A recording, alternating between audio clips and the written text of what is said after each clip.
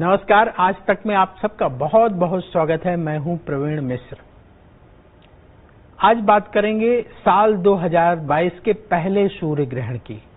साल 2022 का पहला सूर्य ग्रहण है, कब लगने वाला है, कहां दिखने वाला है, भारत में दिखेगा कि नहीं दिखेगा, भारत वालों पर इसका असर होगा कि नहीं होगा, किस राशि वाले को ज्यादा सावधान रहने की आवश्यकता है।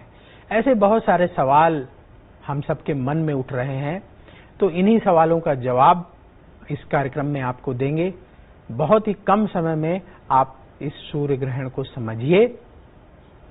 तो सबसे पहले आपको ये बताते हैं कि साल 2022 का पहला सूर्य ग्रहण 30 अप्रैल की देर रात को लगने जा रहा है, यानी लेट नाइट ये सूर्य ग्रहण लगेगा। तो ज्यादातर लोग तो सो रहे होंगे इस समय जब लगेगा। अभी आपको टाइम भी बताते हैं कब लगेगा। वैज्ञानिक नजरिए से सूर्य ग्रहण को एक खगोलीय घटना माना जाता है, लेकिन ज्योतिष के दृष्टि से ग्रहण का विशेष विवेचन किया जाता है। सूर्य ग्रहण मनुष्य, जीव जंतु और प्रकृति सभी पर अलग अलग तरीके से प्रभाव डालते हैं, सबको अलग अलग तरीके से प्रभावित करते हैं और हर राशि पर इनका अलग असर होता है। आपको बताते हैं कि ये जो सूर्य ग्रहण लगने वाला है ये आंशिक सूर्य ग्रहण है, या इसे आप खंडग्रास सूर्य ग्रहण भी कह सकते हैं। ये 30 अप्रैल को देर रात 12:15 में शुरू होगा। बहुत सारे लोग तो सो गए होंगे रात को 12:15 में जब ये शुरू होगा, और फिर ये 1 मई की सुबह यानी 30 अप्रैल की रात में 12:15 में शुरू होगा और 1 मई की सुबह 4:07 तक रहेगा। तो भारत में तो बहुत सारे लोग सो रहे होंगे इस टाइम पर। ये जो खंडग्रास सूर्य ग्रहण है, खंडग्रास का मतलब होता है आंशिक, तो ये जो खंडग्रास सूर्य ग्रहण है ये मेष राशि और भरणी नक्षत्र में लग रहा है। सूर्य ग्रहण कब पड़ता है पहले ये समझ लेते हैं। भौतिक विज्ञान के नजरिए से जब सूर्य और पृथ्वी के बीच में चंद्रमा आ जाता है, ऐसे में चंद्रमा क्या करता है कि चंद्रमा के पीछे सूर्य का प्रकाश कुछ समय के लिए ढक जाता है, क्योंकि सूर्य और पृथ्वी के बीच में चंद्रमा आया और उसने सूर्य के प्रकाश को कुछ समय के लिए ढक लिया। तो इस घटना को सूर्य ग्रहण कहते हैं। जब चंद्रमा सूर्य के प्रकाश के सिर्फ कुछ ही हिस्से को ढकता है तो उसे खंडग्रास सूर्य ग्रहण या आंशिक सूर्य ग्रहण भी कहते हैं। सूर्य ग्रहण की ये जो घटना है ये हमेशा अमावस्या को ही होती है। हमेशा अमावस्या को ये घटना घटित होगी।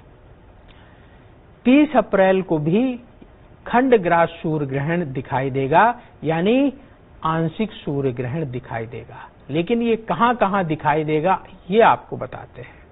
तो देखिए, ये सूर्य ग्रहण सबसे पहले बता दें कि भारत में नहीं दिखाई देगा, इसलिए मन में बिल्कुल टेंशन मत रखिए। तो ये ग्रहण दिखाई देगा दक्षिणी अमेरिका के कुछ देश जैसे अर्जेंटीना, चिली, उत्तर पश्चिमी पराग्वे, मध्य दक्षिण बोल्विया, उरुग्वे, पेरू और दक्षिण प्रशांत महासागर और दक्षिण अटलांटिक महासागर में दिखाई देगा।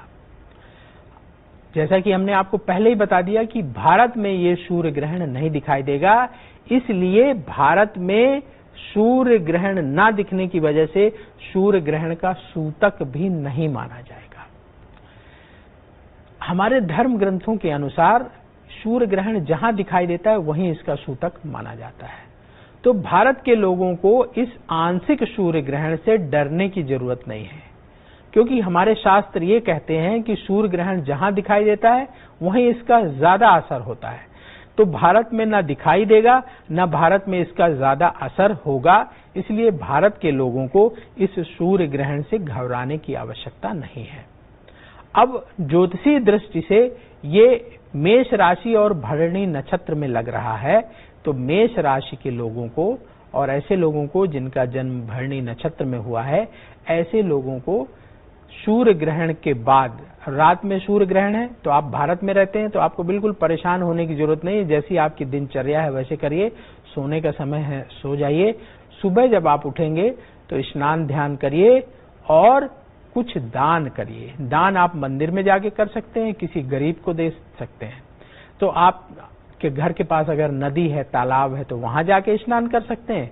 यदि नहीं है तो आप अपने घर में ही थोड़ा सा गंगा जल अपने नहाने के पानी में मिला लें और हर हर गंगे कहते हुए स्नान करिए।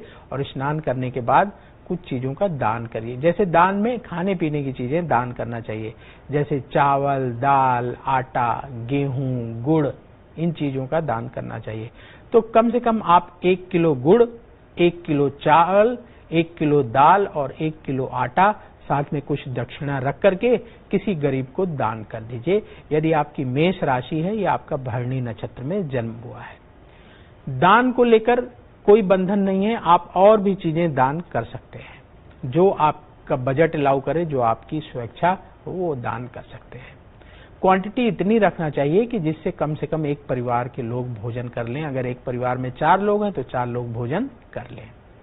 इसके साथ ही और राशि के लोग, मेष राशि में लग रहा है तो मेष राशि वालों को तो बता दिया दान, बाकी राशि वालों के लिए क्या है, मन में सवाल उठ रहे होंगे। तो आप भी सुबह स्नान करिए और स्नान करने के बाद दान करिए, जितना आपका बजट अलाउ करे दान करिए।